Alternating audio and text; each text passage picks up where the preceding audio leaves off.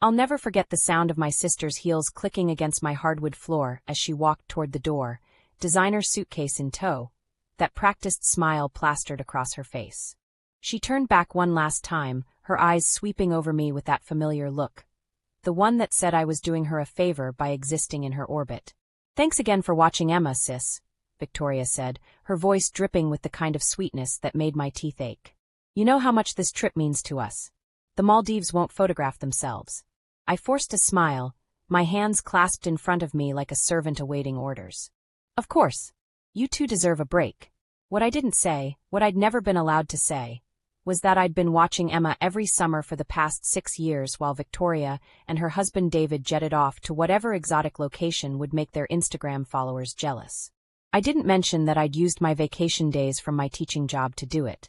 I didn't point out that they'd never once offered to pay me, or even brought me back a decent souvenir. Because that's what I did. That's what I'd always done. I made myself small so Victoria could shine. David appeared behind her, barely glancing in my direction. "Emma's on her tablet upstairs. You know the drill, she doesn't talk, so don't expect conversation. Just keep her fed and alive for 2 weeks." He laughed at his own joke, a sound like gravel in a garbage disposal. "We've left emergency contacts on the fridge," Victoria added, already halfway out the door. Though honestly, Emma's easier than a houseplant. She just sits there with her tablet, or those weird drawings. The therapist says she might never speak, so we've kind of accepted it. The way she said it, so casual, so dismissive, made something twist in my chest. Emma was 7 years old. 7. And her own mother talked about her like she was a piece of furniture that didn't quite match the decor. "I'll take good care of her," I promised. Victoria's smile sharpened. "I know you will. You're so good at taking care of things, Jenna. It's your specialty." And then they were gone, leaving me standing in my own doorway, feeling like I'd just been insulted and thanked in the same breath. I closed the door and leaned against it, letting out a breath I didn't know I'd been holding. 2 weeks. I could do this for 2 weeks. I'd done it before. I climbed the stairs to the guest room where Emma had set up camp. The door was cracked open, and I could see her sitting cross-legged on the bed, her dark hair falling around her face like a curtain as she hunched over her tablet. She was wearing one of those expensive outfits Victoria always dressed her in, designer jeans and a cashmere sweater that probably cost more than my weekly grocery budget. "Hey, Emma," I said softly, knocking on the doorframe. "Your parents just left. Are you hungry? I was thinking about making some grilled cheese for lunch." Nothing. Not even a glance in my direction. This was normal. Emma hadn't spoken a word in over 3 years, not since her 4th birthday party when something had happened, though Victoria had always been vague about the details. Selective mutism, the doctors called it. Trauma response, the therapists whispered. But standing there, watching this small, silent child, I felt something I'd been pushing down for years rise up in my throat like bile. Anger. Not at Emma, never at Emma, but at Victoria. At David. At my parents who'd spent my entire childhood treating Victoria like she was made of gold, while I was the tarnished silver they kept in the back of the drawer. I was 34 years old, and I was still playing this role. Still being the reliable one. The forgettable one. The one who cleaned up everyone else's messes while they lived their glossy, perfect lives. "Okay, well, I'll be downstairs if you need anything," I said, backing out of the room. That's when I heard it. So soft I almost missed it. Almost convinced myself I'd imagined it. "Aunt Jenna." I froze, my hand on the doorframe. My heart stopped. Actually stopped. Because Emma didn't talk. Emma hadn't said a word in 3 years. Not to her parents, not to her teachers, not to the army of therapists Victoria had hired to fix her. I turned slowly, afraid that any sudden movement might shatter whatever fragile thing was happening. Emma was looking directly at me for the first time since she'd arrived. Her eyes, Victoria's eyes, but without the calculation behind them, were wide and urgent. Her small hands gripped the edge of the tablet, so hard her knuckles had gone white. "Emma," I whispered, taking a single step into the room. Did you just say something?" She nodded, a jerky, frightened movement. Then she spoke again, and her voice was rusty from disuse but clear as a bell. "We need to talk. About Mom and Dad. About what they're planning. About you." The floor seemed to tilt beneath my feet. "What do you mean?" Emma glanced at the window, as if checking to make sure her parents' car was really gone. Then she looked back at me, and what I saw in her eyes made my blood run cold. It wasn't the blank stare of a traumatized child who'd retreated into silence. It was the sharp, calculating awareness of someone who'd been watching. Waiting. Gathering evidence. They think I can't hear them because I don't talk, Emma said, her words coming faster now, tumbling over each other. They say things in front of me. Bad things. Things about money and wills and accidents. She paused, her bottom lip trembling. Aunt Jenna, they're going to hurt you. And I think they've been planning it for a long time. The room spun. I grabbed the doorframe to steady myself, my mind racing through 1,000 memories, 1,000 small moments that had never quite added up. Victoria's insistence that I watch Emma during this particular trip. David's strange comment last month about how I should update my life insurance. My parents' sudden push for me to add Victoria as a beneficiary on my accounts, just in case something happens. Emma, I managed, my voice barely working. What exactly did you hear? She set down the tablet and pulled out a notebook from under her pillow. One of those composition books kids use for school. When she opened it, I saw pages and pages of handwriting. Dates. Times. Conversations transcribed in a child's careful script. I wrote it all down, Emma said. Everything. Because I knew someday I'd need to tell someone. I knew someday I'd need to be brave enough to use my voice again. A tear slid down her cheek. I'm sorry I waited so long. But I was so scared. I'm still scared. But I can't let them hurt you like they hurt. She stopped abruptly, her hand flying to her mouth. Like they hurt who? I asked, even though part of me didn't want to know. Part of me wanted to rewind the last 5 minutes, go back to my comfortable ignorance, back to being the reliable little sister who never questioned anything. But it was too late. The door had been opened, and there was no closing it now. Emma's voice dropped to barely a whisper. Like they hurt Grandma. And just like that, my entire world shattered. If you're listening right now, help me prove something wrong. My mother said I wouldn't even reach 1,000 subscribers, but I believe stories like this deserve to be heard. Help me show her that these tales matter. Please subscribe to Purest Heart, and let's keep breathing life into stories that were never meant to stay silent. Now let's continue. I don't know how long I stood there, frozen in that doorway, as Emma's words echoed in my head. Our grandmother had died 2 years ago. Heart attack, the doctors said. Sudden but not suspicious for a woman in her 70s with a history of high blood pressure. She'd been found by Victoria, who'd been visiting her that afternoon. Victoria, who'd inherited the bulk of Grandma's estate, the house in Connecticut, the stock portfolio, the jewelry collection that had been in our family for generations. I'd gotten a letter from Grandma. A short, formal thing that said she loved me, but had decided to leave her assets to Victoria because she has a child to raise and expenses that come with maintaining a certain lifestyle. I'd been hurt but not surprised. After all, Victoria had always been the favorite. The pretty one. The successful one. The one who made our parents proud by marrying a lawyer and living in the right zip code. Emma, I said carefully, walking into the room and sitting on the edge of the bed. My legs felt like water. That's a very serious thing to say. Are you sure you heard? I mean, what exactly did you hear? Emma opened the notebook, her small fingers flipping through pages until she found what she was looking for. May 16th last year. I was supposed to be asleep. They were in the living room having wine. Dad said, "At least we know it works." And Mom said, "The old woman never suspected a thing." Went down like a light. My stomach lurched. May 16th. 3 days after Grandma's funeral. And then Dad said, "Your sister's next. Once we get her to sign those papers, we'll be set for life." Emma looked up at me, tears streaming down her face now. I didn't understand it all then. But I've been listening. I've been writing it down. They talk about money all the time. About debts. About how Dad's going to lose his job. About how they need your retirement accounts and the life insurance policy Grandma left you. What life insurance policy?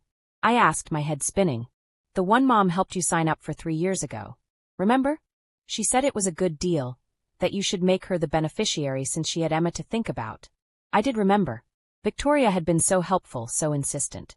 I'd been touched at the time, my big sister looking out for me. The premium was withdrawn automatically from my account every month. I barely thought about it anymore. How much? I whispered. Emma checked her notes. $500,000. That's what Dad said. Plus your teacher's retirement fund, and the savings account you told Mom about last Christmas. My mind flashed back to Christmas dinner. I'd been so proud, so excited to tell my family that I'd finally saved $50,000, my emergency fund, my down payment for a house fund, my freedom fund. Victoria had hugged me, congratulated me, asked which bank I used in case I wanted to switch to get better interest rates. I'd told her everything. Account numbers. Passwords. Everything. Oh God, I breathed. There's more, Emma said, her voice small. They're going to make it look like an accident. That's why they wanted you to watch me now during the summer. They said something about the pool and sleeping pills and how it would look like you'd been drinking and fell asleep and drowned. She was crying openly now, her small body shaking. I heard them practicing what they'd tell the police. She even practiced crying. The room felt too small, the air too thick. This couldn't be real. This had to be some kind of nightmare, some dark fantasy cooked up by a child who watched too many crime shows. But as I looked into Emma's terrified eyes, as I saw the pages and pages of careful documentation, as I remembered 1,000 small things that had never quite made sense, I knew she was telling the truth. My sister wanted me dead. The first thing I did was breathe. Just breathe. Because every instinct in my body was screaming at me to run, to grab Emma and get as far away from this house as possible. But I knew that would be the wrong move. Victoria and David were lawyers. Well, David was. Victoria had given up practicing to be a full-time mom, though Emma spent most of her time with nannies and at expensive schools. They were smart, calculated. If they'd been planning this for as long as Emma suggested, running would just make things worse. They'd find us. They'd spin some story about a mentally unstable aunt who'd kidnapped their daughter. They'd win because they always won. No, if I was going to survive this, if Emma and I were both going to survive this, I needed to be smarter. I needed evidence. I needed a plan. Emma, I said, my voice steadier than I felt. I need you to do something very important for me. Can you do that? She nodded, wiping her nose with the back of her hand. I need you to keep being silent. Around everyone except me. Can you do that? But I thought if I told you, we could go to the police. We will, I assured her, taking her small hand in mine. But right now we don't have enough. All we have is what you heard. They'll say you're a child with an overactive imagination, that you're confused, that you've been traumatized into making things up. I squeezed her hand gently. We need proof. Real, solid proof. And to get that, they need to think everything is going exactly according to their plan. Emma's eyes widened with understanding beyond her years. You want to catch them. I want to bury them, I said, and I meant it. The anger that had been simmering inside me for years, decades really, had crystallized into something cold and sharp. But I need your help. Can you be brave for a little bit longer? I've been brave for 3 years, Emma said quietly. I can be brave a little more. That's when I realized something that made my heart crack open. Emma hadn't been selectively mute. She'd been strategically silent. This child had spent 3 years watching, listening, documenting her parents' crimes because somehow she'd known, that speaking up too soon would put her in danger. She'd been protecting herself. And now she was trying to protect me. You're the bravest person I've ever met, I told her honestly. Now let me see that notebook. For the next 3 hours, while Emma sat beside me on the bed, I read through her careful documentation. The conversations she'd overheard. The phone calls David had taken in his study, not knowing Emma was sitting outside the door. The arguments about money, about debts to people with names like Sal and Big Tony, names that made my blood run cold. David had a gambling problem. A serious one. He owed money to the kind of people you didn't walk away from. The fancy house, the designer clothes, the exotic vacations, it was all smoke and mirrors. They were drowning in debt, barely staying afloat. And I was their life raft. But it wasn't just about money. As I read further, I found something that made me physically ill. Emma had documented conversations about Grandma, about how Victoria had been helping her with her vitamins in the weeks before she died. About how those vitamins had made Grandma sleepy and confused. About how Victoria had been there, alone with her, when her heart gave out. They'd killed her. Slowly, methodically, they'd killed our grandmother for her inheritance. And when that ran out, when David's gambling debts ate through everything, they'd set their sights on me. I thought about every family dinner where I'd felt small, every holiday where I'd been overlooked, every achievement of mine that had been brushed aside so Victoria's could shine. I thought about how my parents had always taken her side, always made excuses for her, always expected me to be the understanding one. And I realized, I'd been groomed my entire life to be the perfect victim. The overlooked daughter who'd be missed but not too much. The single woman with no husband or kids to ask too many questions. The reliable one who'd do anything for family. Even die for them, apparently. Well, not anymore. Emma, I said, closing the notebook. How good are you with technology? With your tablet? Her eyes lit up. Really good. Better than Mom and Dad know. Good. Because here's what we're going to do. The next morning, I woke up early and made breakfast like nothing had changed. I even texted Victoria a cheerful update. Emma's doing great. We're having the best time. Hope the Maldives is beautiful. She responded immediately. Gorgeous here. So relaxing. Give Emma a kiss for me. I showed the text to Emma, who made a face. She's never kissed me goodnight in 2 years, she said flatly. That hurt to hear, but it also fueled my resolve. My first call was to my best friend Rachel, a paralegal at a law firm downtown. I kept my voice casual when she answered. Hey, weird question. If someone wanted to make sure their assets were protected from family members, what would they need to do? Jenna? Everything okay? Yeah, totally fine. Just thinking about estate planning stuff. You know, adulting. Rachel laughed. About time. You should set up a trust, change your beneficiaries to something airtight, maybe set up a living will. Want me to connect you with one of our estate attorneys? That would be perfect. By noon, I had an appointment scheduled for the next day with Theodore Williams, a sharp-eyed attorney in his 60s who specialized in estate protection. Especially from family vultures, Rachel had whispered when she set it up. He's seen it all. My second call was to my bank. I told them I needed to review all my accounts, all the people who had access, all the automatic withdrawals. The representative walked me through everything, and my stomach dropped when I saw it. Victoria had access to my savings account. She'd added herself 3 years ago when she helped me set it up for better interest rates. I need to remove all additional users and set up 2-factor authentication on everything, I said. Of course, Ms. Rodriguez. Just to confirm, you want to remove Victoria Rodriguez Whitman from your accounts. Immediately. I could hear typing. Done. She'll receive a notification that her access has been revoked. Is there anything else? Yes. I need transaction history for the last 3 years. Everything. Can you email that to me? I'll have it to you within the hour. When the email came through, I wasn't surprised to find several small withdrawals from my account over the past year. Nothing huge, $50 here, $100 there. Just enough to test the waters to make sure she really had access. Victoria was careful. She was patient, but I could be patient too. Emma and I spent that afternoon setting up her tablet to record audio. She showed me how she'd been documenting conversations, placing the tablet in strategic locations around her house, setting it to record, then transcribing the important parts later. We need video, I said. Can your tablet do that? Yeah, but they'd see it. Not if we're clever about where we place it. I remembered that Victoria and David were coming back in 2 weeks. 2 weeks to gather evidence, to build an airtight case, to make sure that when I took them down they stayed down. But Emma had another idea. What if we made them come back early? She asked. Why would we do that? Because they're planning something for next week. I heard them talking before we left. Something about you taking me to the pool on Thursday, about making sure you'd had wine with lunch. She looked at me seriously. I think Thursday is when they want it to happen. If they're far away, they have an alibi. But if we can get them here. I understood immediately. If they're here, we can record them. We can get them to confess. Or mess up, Emma added.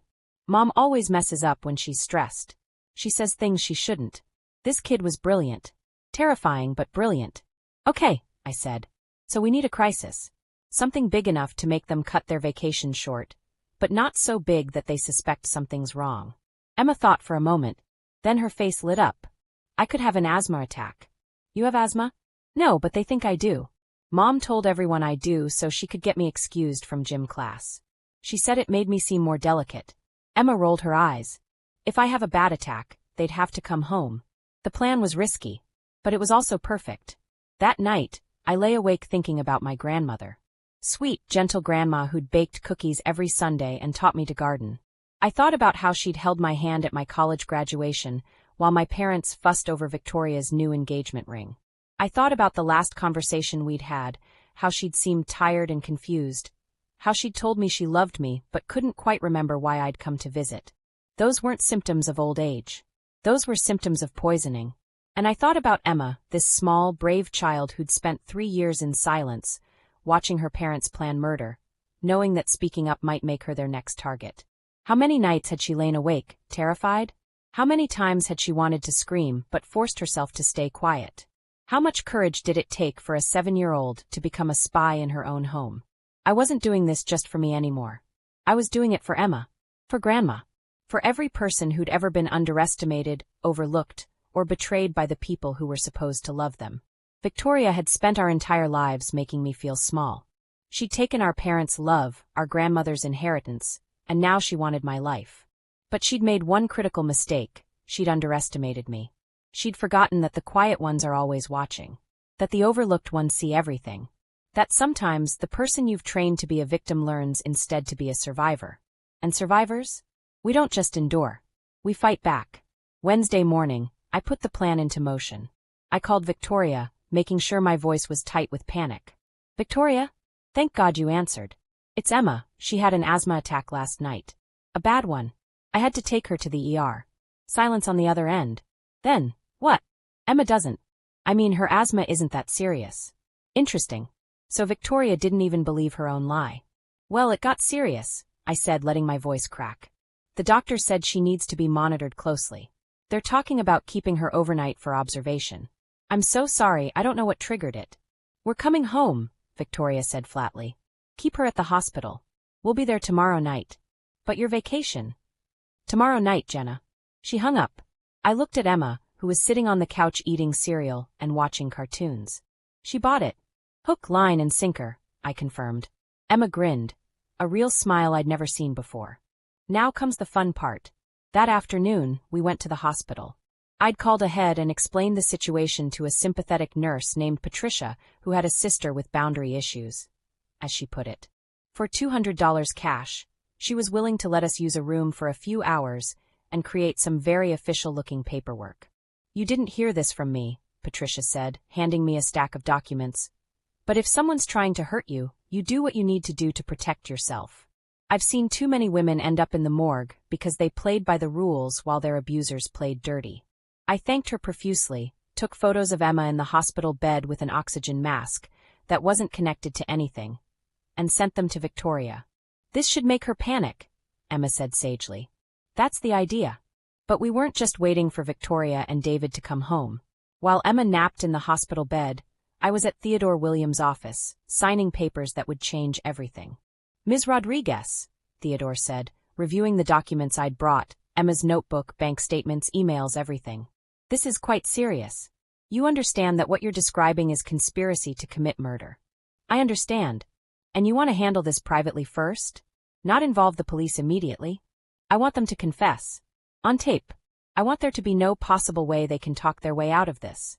I met his eyes. Can you help me do that? Theodore was quiet for a long moment. Then he smiled, a sharp, predatory smile. I've been practicing law for 40 years. I've seen a lot of evil dressed up in expensive suits. Your sister and her husband? He tapped Emma's notebook. They're amateurs. Dangerous amateurs, but amateurs nonetheless. Yes, Ms. Rodriguez. I can help you. And I'm going to enjoy it. By the time I left his office, I had a new will, a new trust, new beneficiaries on all my accounts, and a legal team ready to move the moment I gave the word. More importantly, I had Theodore's private investigator's number and a promise that someone would be watching my house starting tomorrow. You won't see him, Theodore assured me. But he'll see everything. And more importantly, he'll record everything. The pieces were falling into place. Thursday morning, I brought Emma home from the hospital with a stack of prescriptions and very serious doctor's instructions. I made sure to post on social media, something I rarely did, but Victoria always checked. A photo of Emma looking pale and tired, caption. Scary 24 hours, but my brave niece is home and recovering. So grateful for modern medicine. Victoria commented within minutes. On our way home. Should be there by 9 p.m. Stay safe. 9 p.m. That gave us 12 hours. Emma and I spent the day placing cameras. Tiny ones I'd ordered online, disguised as phone chargers, picture frames, even a pen sitting on my desk. Every room had at least 2 angles. The audio on Emma's tablet was set to record continuously. And Theodore's investigator, a retired cop named Frank, was parked down the street in an unmarked van, watching through his own cameras. This is either going to work perfectly, I told Emma as we did a final check, or it's going to blow up in our faces spectacularly. Emma looked up at me with those 2 old eyes. Aunt Jenna, even if it doesn't work, thank you for believing me. No one ever believes kids. I hugged her tight. I believe you. And I promise, no matter what happens, you're safe. You're never going back to them. Can I stay with you? After? My throat tightened. Emma, I would love nothing more. But that's going to be complicated. I know. Because they're my parents. But, she pulled back, looking up at me. They're not really. Parents are supposed to love you. Protect you. They just pretend I don't exist most of the time. Except when they need me to be quiet or look cute for photos. She took a shaky breath. I heard them talking once about how I was a mistake. How Mom only had me because Grandma wouldn't give them money unless they had a kid. My heart broke. Oh, Emma. So if there's any way, any chance at all, could I be your daughter instead? I couldn't speak. Could barely breathe. But I nodded, holding her close, and made a silent promise. Victoria and David wouldn't just lose their freedom. They'd lose her. Forever. At 8:47 p.m., headlights swept across my front windows. Emma was upstairs in bed, sleeping with her tablet recording under her pillow. I was on the couch, surrounded by tissues and empty medicine bottles, looking appropriately exhausted. When Victoria walked through the door, her face was a mask of concern that didn't quite reach her eyes. David followed, carrying their luggage and looking annoyed. Jenna! Victoria rushed over, pulling me into a hug that felt like being embraced by a mannequin. How is she? How's my baby? Sleeping, I said tiredly. The doctor said she needs rest. Her oxygen levels are back to normal, but it was touch and go for a while. I can't believe this happened, Victoria said, but I caught the look she exchanged with David. It said, this wasn't supposed to happen yet. These things happen, David said dismissively. Kids get sick. She'll be fine. The doctor wants to see her again next week. I lied. And he said we need to go over her triggers. Apparently, there might be something in your house that's making her asthma worse. There's nothing wrong with our house, Victoria snapped. Then, catching herself, we're very careful about air quality and allergens. Of course, I said meekly. I'm sure you're right. I'm just telling you what the doctor said. The tension in the room was thick enough to cut. They hadn't expected this complication. Hadn't planned for Emma getting actually sick, or appearing to. Their timeline was disrupted, their alibi ruined. Good. Well, Victoria said, standing up. Since we're back early, maybe we should all have dinner tomorrow night? Celebrate Emma's recovery? I'd love that, I said. Though I have to admit, I'm pretty wiped out from the hospital run. Would you mind if we did it here? I could make lasagna. Emma loves my lasagna. Another look between them, longer this time. Sure, Victoria said finally. That sounds nice. Very family-like. The word family coming out of her mouth made my skin crawl. They left 20 minutes later, Victoria insisting she needed to sleep in her own bed after the long flight. I watched their car disappear down the street, then immediately pulled out my phone. 3 text messages waiting. One from Theodore. Recorded everything. She's already lying. No doctor would give those instructions. One from Frank. I've got clear audio and video of their arrival. The look they gave each other when you mentioned dinner? That's consciousness of guilt. And one from Rachel. I did some digging on David like you asked. Jenna, he's in deep. I'm talking 6 figures deep to some very bad people. One of his creditors filed a lawsuit last month. They're desperate. I knew they were desperate. But seeing it confirmed made everything real. Emma appeared at the top of the stairs, still pretending to be asleep in case anyone was watching. But she caught my eye and gave a tiny thumbs up. Phase 1 complete. Now came the hard part. Getting them to confess. Friday evening arrived with the kind of beautiful sunset that belonged in a painting, not in the backdrop of what I was about to do. I'd spent all day cooking, lasagna, garlic bread, Caesar salad, tiramisu for dessert. The dining room table was set with the good china, candles flickering in the center. Everything looked perfect. Absolutely perfect. Frank was parked down the street. Theodore was on standby with his phone. Emma's tablet was recording from the bookshelf, disguised behind a row of cookbooks. And I'd placed my own phone in the kitchen, video running, aimed at the dining room. I was wearing a wire too. Frank had insisted, and Theodore had agreed. Redundancy, they'd said. You can never have too much evidence. Victoria and David arrived at 7, right on time. Victoria brought wine, expensive wine from their ruined vacation. David brought his usual attitude of barely concealed contempt. Emma, Victoria called out in that fake bright voice. Come give Mommy a hug. Emma came down the stairs slowly, still playing the part of the sick child. She let Victoria hug her, her face carefully blank. How are you feeling, sweetie? Victoria asked, pulling back to look at her. Mommy was so worried. Emma said nothing, just looked at her mother with those watchful eyes. For a moment, I saw frustration flash across Victoria's face before she smoothed it away. Still not talking? Well, the doctor said the asthma attack might have been traumatic. These things take time. She straightened up, turning to me. Something smells amazing. Dinner started normally enough. We made small talk about the Maldives, about Emma's health, about my job at the school. I played my role perfectly. The grateful little sister, the concerned aunt, the reliable family member who'd dropped everything to help. I poured wine for Victoria and David. To family, I toasted, raising my glass of water. To family, they echoed, and the word felt like poison. After we'd eaten, after I'd cleared the plates and brought out dessert, I decided it was time. My heart was hammering against my ribs, but my voice came out steady. I need to talk to you both about something, I said, sitting back down. Something important. Victoria set down her fork, immediately alert. What is it? Well, I've been thinking a lot this week. About family, about the future, about what's important. I took a breath. I've decided to make some changes to my will and my life insurance policy. The temperature in the room dropped 10 degrees. David's face went carefully blank. Victoria's smile became brittle. That's very responsible of you, Victoria said slowly. I thought so. I've actually already met with an attorney, Theodore Williams? Maybe David knows him. I watched David's face pale. Theodore was known in legal circles as the guy you didn't want on the other side of the courtroom. I've set up a trust and changed all my beneficiaries. Changed them to what? Victoria asked, her voice tight. Well, I realized it wasn't fair to burden you with my affairs. You have enough to worry about. So I've set everything up to go to various charities. Children's hospitals, domestic violence shelters, that sort of thing. I smiled innocently. Except for Emma. I've set up a trust for her education that you can't touch until she's 25. Theodore said it was important to make sure it was completely protected. The silence that followed was deafening. I could almost hear the calculations running through their heads. All those debts, all those plans, all that money they'd been counting on, vanishing like smoke. That's very generous, David finally said, his jaw clenched so tight I could see the muscle twitching.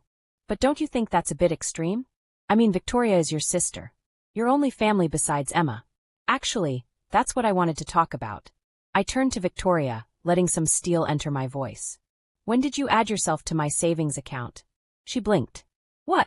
My savings account? You have access to it. Or you did, until I removed you on Wednesday. I got the transaction history. You've been making small withdrawals for over a year. That was just, you said I could help manage your money.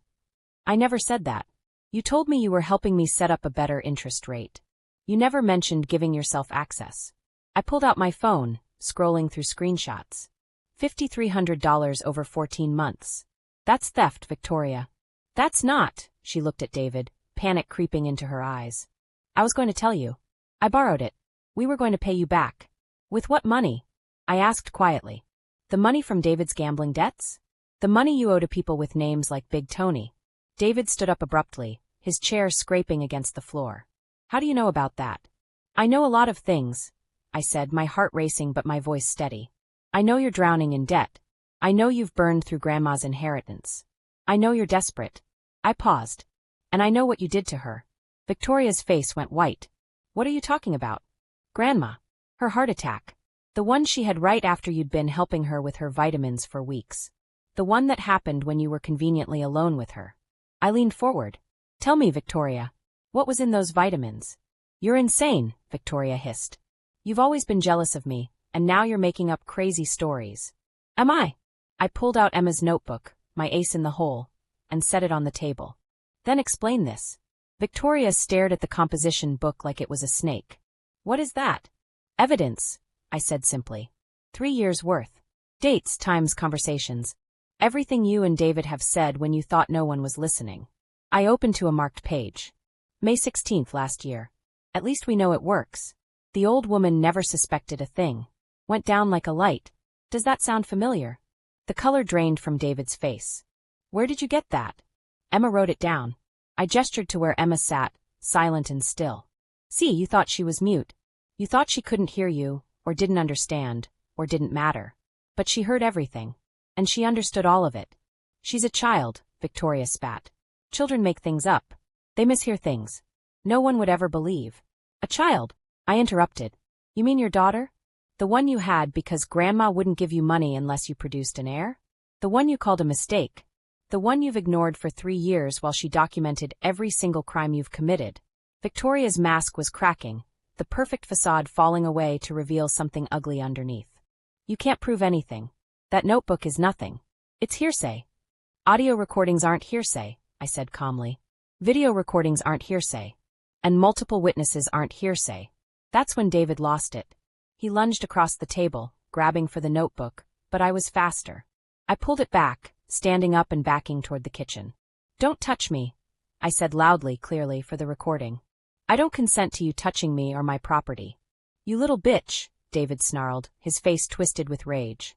You think you're so smart? You think you can just... David, stop, Victoria said, but there was no conviction in it.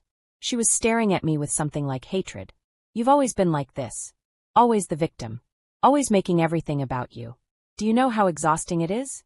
How exhausting you are. Exhausting. I felt my own anger rising, hot and righteous. I've spent my entire life making myself small, so you could be big. I've watched you take everything.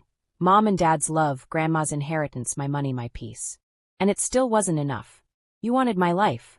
You don't deserve your life, Victoria screamed, and there it was, the truth, finally naked and ugly between us. You've never deserved any of it. You're nobody, Jenna. A boring little teacher with no husband, no kids, no real life.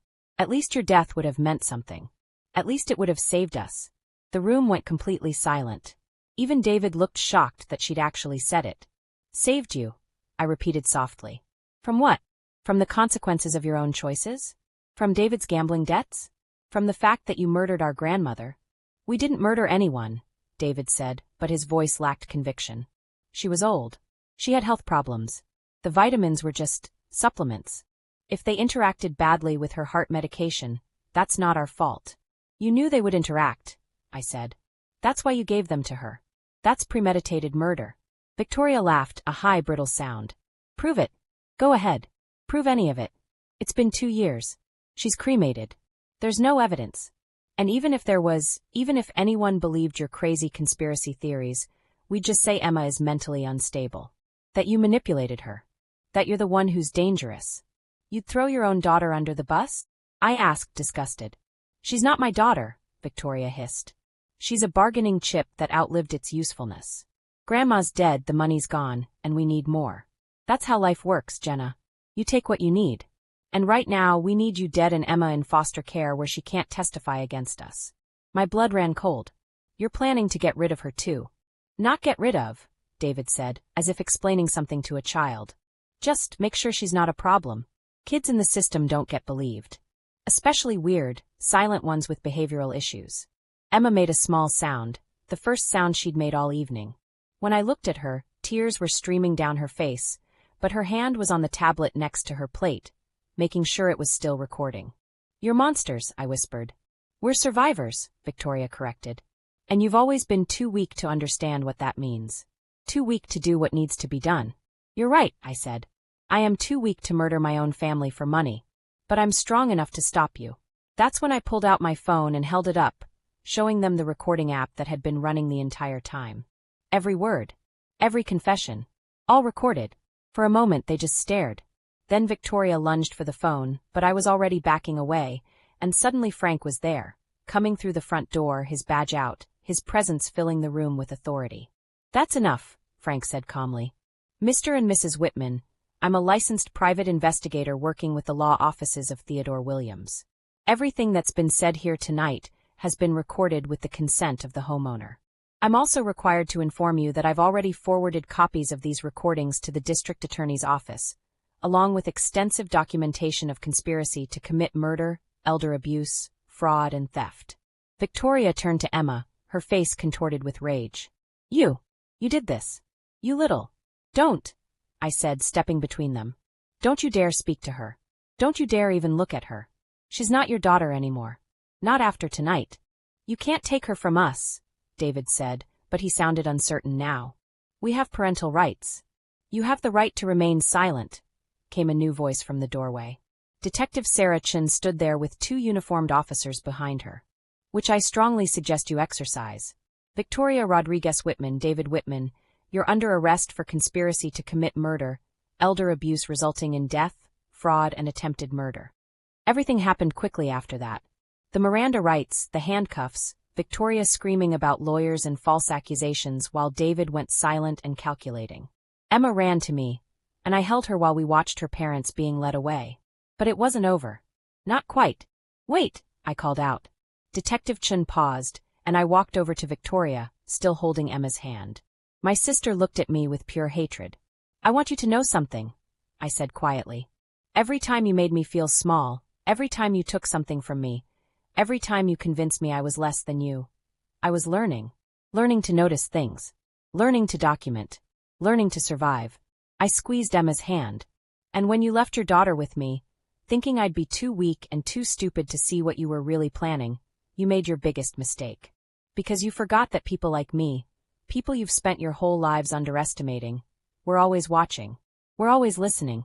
And we're a lot stronger than you think. Victoria spat at my feet. You'll never be half the woman I am. I smiled, a real smile, not the fake ones I'd been giving her for years. You're right. I'll never be half the woman you are. Because I'll never be a murderer, a thief, or a child abuser. I'll just be me. And that's more than enough. As they took her away, I heard her screaming my name, promising lawsuits and revenge, and a dozen other threats that meant nothing. Because she'd lost. Finally, definitively she'd lost. The next few months were a blur of legal proceedings, testimony, and paperwork.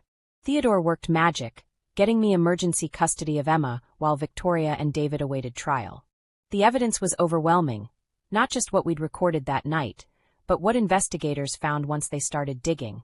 Grandma's body was exhumed. The medical examiner found traces of digitalis in her hair, a heart medication that, when combined with certain supplements Victoria had been giving her, would have caused exactly the kind of heart attack that killed her. Murder, premeditated and patient. David's gambling debts were worse than we'd thought. 6 figures owed to several very dangerous people, plus loans from legitimate banks that he'd defaulted on. Their house was underwater, their credit cards maxed out. They'd been living on borrowed time and borrowed money, and I was supposed to be the solution. The life insurance policy Victoria had talked me into? $500,000 with her as the sole beneficiary. The timing of when she'd set it up, combined with the evidence from Emma's notebook, painted a clear picture of a long-term murder plot. But perhaps the most damning evidence came from Victoria's own laptop, which investigators seized.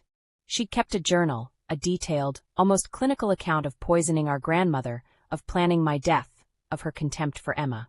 She'd written it all down, like she was the hero of her own story, documenting her cleverness for posterity. Some people are too narcissistic to even cover their tracks properly.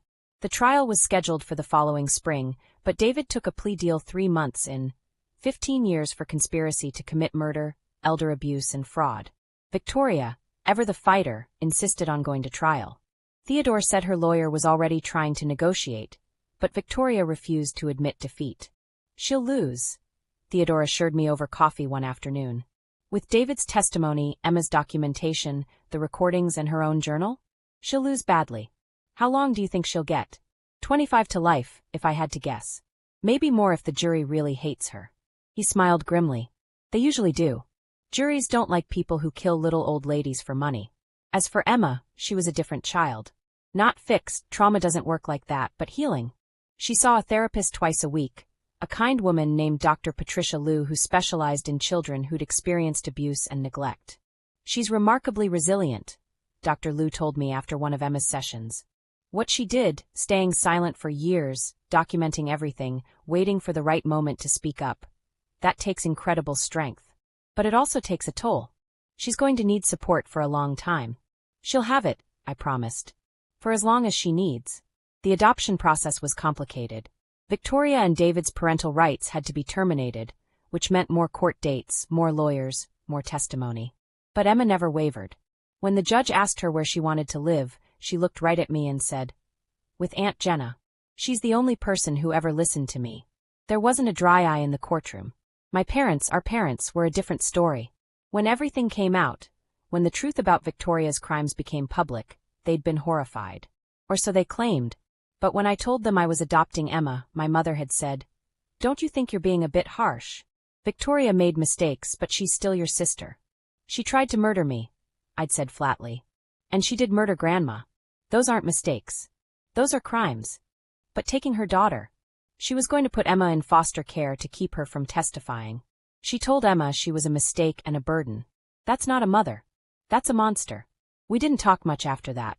They came to Emma's adoption finalization, but it was awkward and strained. They still couldn't quite accept that their golden child, their perfect Victoria, was really a murderer. Some people would rather live in denial than face uncomfortable truths. But I was done making myself small for other people's comfort. 6 months after that horrible dinner, on a bright October morning, Emma officially became my daughter. Emma Rodriguez, with a new birth certificate and a new life. She cried when the judge announced it. So did I. I have a real mom now, she whispered as we left the courthouse. You always deserved a real mom, I whispered back. I'm just lucky I get to be her. We went out for ice cream to celebrate, mint chocolate chip for her, coffee for me. Sitting in the sunshine, watching Emma laugh at something on her tablet, I felt something I hadn't felt in years, peace. My phone buzzed. A text from Rachel. Victoria's trial starts next week. You ready? I looked at Emma, happy and safe and healing. I thought about Grandma, finally getting justice. I thought about all the years I'd spent being small and quiet and overlooked. Yeah, I texted back. I'm ready. The trial lasted 3 weeks. I sat through every day of it, Emma beside me when the content wasn't too graphic. We watched as the prosecution laid out the entire story. The poisoning of our grandmother, the theft from my accounts, the conspiracy to murder me. David testified against Victoria, his voice flat and emotionless as he described how they'd planned everything. How Victoria had researched which supplements would interact fatally with Grandma's heart medication. How they'd calculated how much my death would be worth. How Victoria had insisted they'd never get caught because Jenna's too stupid to see it coming. That line got a reaction from the jury. I saw several of them look at me with sympathy, at Victoria with disgust. Emma testified too, though she did it via video link, so she wouldn't have to face her mother. She was calm and clear, reading from her notebook, explaining how she'd documented everything because she'd been scared but wanted to protect me. My mom used to say that I was invisible, Emma told the prosecutor. That I didn't matter because I didn't talk. But I was listening the whole time. And I wrote it all down because I knew someone needed to stop them before they hurt more people. Were you scared? The prosecutor asked gently. Every day, Emma admitted. But Aunt Jenna, my mom now, she says being brave doesn't mean not being scared. It means doing the right thing even when you're scared. So I tried to be brave. Victoria's lawyer tried to discredit Emma, suggesting she'd been coached or confused, or had made everything up. But the recordings, hours and hours of recordings, backed up every word she'd written. The jury listened to Victoria and David discussing my murder like they were planning a vacation. They heard Victoria laugh about Grandma's death. You can't spin audio like that. You can't explain it away. Victoria took the stand in her own defense, against her lawyer's advice. She wore a conservative suit and her hair pulled back, playing the part of the misunderstood mother. She cried on cue, talked about mental health struggles and financial pressure, and how everything had been taken out of context. I love my sister, she said, looking directly at me. I would never hurt her. Emma misunderstood things. She's a child. She heard adult conversations about hypothetical situations and thought they were real plans. The prosecutor stood up for cross-examination. Mrs. Whitman, how do you explain the journal found on your laptop? The one where you wrote, and I quote, 3 more weeks and Jenna will be gone. Then we'll finally be free of the burden she's always been. Victoria's face went pale. I was just venting. People write things they don't mean. You also wrote, the old woman trusted me completely. It was almost too easy. Were you venting about murdering your grandmother? I didn't murder anyone. No. Then explain how your grandmother had lethal levels of digitalis in her system. Explain how you purchased supplements containing dandelion root and lily of the valley, both of which contain cardiac glycosides that mimic digitalis, in the weeks before her death. The trial went on like that, Victoria's lies crumbling under the weight of evidence. By the end, even her lawyer looked defeated. The jury deliberated for 6 hours. When they came back, their faces told the story before the verdict did. Guilty. On all counts. Murder in the first degree for Grandma's death. Conspiracy to commit murder for the plot against me. Fraud, theft, child endangerment, elder abuse, the list went on and on. The judge sentenced her to life in prison without possibility of parole for 25 years. She'd be 73 before she could even apply for parole. David had gotten 15 years with good behavior possibilities. He'd be out in his mid-50s. Victoria screamed as they led her away. Screamed that I'd ruined her life, that I was a liar, that I'd poisoned Emma against her. She screamed until the bailiffs got her out of the courtroom, and I sat there holding Emma's hand, feeling nothing. Not triumph. Not satisfaction. Just a quiet, settled sense of justice. Is it over? Emma asked quietly. Yes, sweetheart, I said, pulling her close. It's over.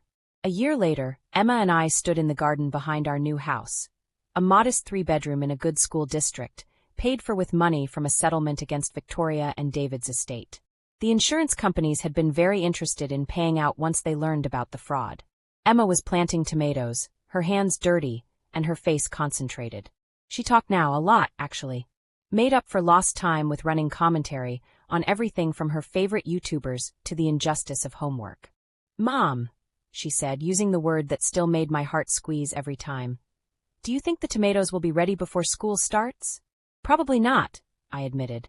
But we'll get to eat them when they're ready, and that's what matters. Good things take time. She nodded seriously, patting dirt around the seedling. Like us. We took time, but we're good now. Yeah, I said, my throat tight. Like us. My phone buzzed. A text from Rachel. Coffee tomorrow? I have so much to tell you about this case I'm working on. I smiled. My friendships had deepened over the past year. Turns out when you stop making yourself small to accommodate toxic people, you have a lot more energy for the people who actually matter. I texted back. Absolutely. Can't wait. Another text came through, this one from Theodore. Thought you'd want to know Victoria's first parole hearing is scheduled for 2049. Mark your calendar. He added a sarcastic smiley face. I actually laughed. 25 years. Emma would be 32 years old. I'd be 59. Victoria would be an old woman, and by then, hopefully, we'd both be so healed that her parole wouldn't even register as a threat. What's funny? Emma asked, looking up from her garden. Just Mr. Williams being Mr. Williams, I said. Come on, let's go wash up. I promised you we'd make cookies this afternoon. Can we make the chocolate chip ones with the sea salt? Absolutely. As we walked toward the house, Emma slipped her hand into mine. Mom, I'm glad they left me with you that day. I mean, I'm not glad about the bad stuff. But I'm glad I got you. I stopped, kneeling down to look at her properly. Emma Rodriguez, I am the luckiest person in the world to have you as my daughter. You saved my life. And then you gave it meaning. She hugged me tight, and I held her, this brave, brilliant girl who'd spent 3 years in silence so she could speak the truth when it mattered most. People talk about revenge like it's supposed to be violent and dramatic. Like you're supposed to destroy your enemies and feel victorious. But real revenge, the kind that lasts, the kind that matters, isn't about destruction. It's about building something better from the ashes of what they tried to take from you. Victoria wanted me dead so she could have my money, my assets, my life insurance. Instead, I used those resources to build a real life, one full of love and purpose and healing. I used them to give Emma the childhood she deserved, the mother she needed. Victoria wanted to silence Emma forever, to make her invisible and powerless. Instead, Emma's voice brought justice for our grandmother and saved my life. Her testimony put 2 would-be murderers in prison. Victoria wanted to win, to always be the golden child, the successful one, the favorite. Instead, she's in prison, her name synonymous with betrayal and murder, while I'm here, living a quiet, happy life with the daughter I never knew I needed. That's revenge. Not the loud, angry kind. The quiet, powerful kind that says, you tried to break me, and instead, I became stronger. You tried to take everything, and instead, I built something you could never destroy. Sometimes the best revenge is simply refusing to let them win. Sometimes the best revenge is living well. And as I stood in my kitchen, teaching Emma how to cream butter and sugar, listening to her chatter about her friends at school and the book she was reading, I realized something profound. I'd spent 34 years trying to earn love from people who were never going to give it to me. I'd made myself small, quiet, forgettable, hoping that somehow, if I was just good enough, I'd finally be seen. But Emma had seen me all along. She'd seen me clearly enough to trust me with the truth. To know that I'd believe her when no one else would. To know that I'd protect her even if it cost me everything. And in saving each other, we'd both finally been saved. Mom, you're smiling weird, Emma said, looking up at me with those sharp, observant eyes. Are you okay? I'm perfect, I said honestly. Absolutely perfect. Later that night, after Emma was asleep, I sat on my back porch with a glass of wine and looked at the stars. I thought about Grandma, and I hoped she knew that justice had finally come. I thought about all the versions of myself I'd been: the overlooked daughter, the reliable sister, the forgettable aunt. And I thought about who I was now: Emma's mother. A survivor. A woman who'd looked evil in the face and refused to blink. My phone buzzed one last time. An email from the prison system. Victoria Rodriguez Whitman has sent you a message. Would you like to read it? I stared at the notification for a long moment. Then I deleted it without reading it. I had nothing to say to Victoria. Nothing she could say would change anything. The past was done. The trial was over. She was exactly where she deserved to be. And I was exactly where I deserved to be. Home, safe, loved, and free. I raised my glass to the stars, to Grandma, to second chances and small voices that changed everything. To family, I whispered. The real kind. And somewhere inside, I could almost hear Grandma whisper back. Well done, sweetheart. Well done. If you're still here, if you made it through this entire story, thank you. Thank you for witnessing what happened to me and Emma. Thank you for understanding that family isn't always about blood. Sometimes it's about who shows up, who believes you, who fights for you when everyone else has written you off. If you've ever been the overlooked one, the reliable one, the one everyone takes for granted, I see you. Your worth isn't determined by how others treat you. It's determined by how you treat yourself and others. If you've ever had to make the impossible choice between keeping the peace and speaking your truth, I see you. Choose truth. Every single time. Because peace built on lies isn't real peace. It's just delayed devastation. And if you've ever had to be brave when you were terrified, I see you. You're stronger than you know. This is my story. Mine and Emma's. But maybe it's a little bit yours too. We all have the power to rise. To heal. To fight back against the people who try to make us small. It's not easy. It's not quick. But it's possible. And you, yes, you watching this right now, you're possible too. Whatever you're facing, whatever battle you're fighting, whatever truth you're afraid to speak, you can do this. Be brave. Be strong. Be the person who breaks the cycle. And remember, the best revenge isn't destruction. It's transformation. It's becoming so complete, so healed, so genuinely happy that their power over you simply evaporates. Thank you for listening to my story. Now go write your own ending. You deserve one just as powerful.